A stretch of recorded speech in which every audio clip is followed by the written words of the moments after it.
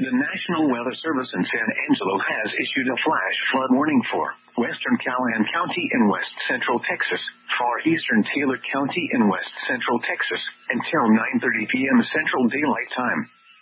At 7:36 p.m. Central Daylight Time, Doppler radar indicated thunderstorms repeatedly tracking north across the area, producing very heavy rain across the warned area.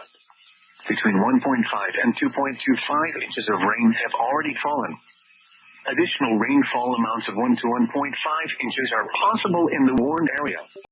Flash flooding is ongoing or expected to begin shortly. Hazard: life-threatening flash flooding. Thunderstorms producing flash flooding.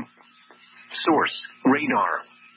Impact: life-threatening flash flooding of creeks and streams, urban areas, highways, streets and underpasses, and low-lying areas.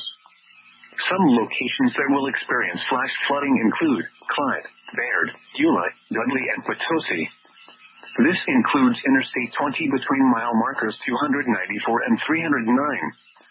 This includes the following low water crossings: I-20 frontage roads west of Clyde, I-20 frontage roads near Baird, County Road 241 crossing North Prong Pecan Barrel, crossings along County Road 249, County Road 244 crossing South Prong Pecan Barrel, County Road 105 crossing Deadman Creek, crossings along County Road 210 crossing Primal Creek, County Road 279 crossing Kaiser Creek and Prong Pecan Barrel.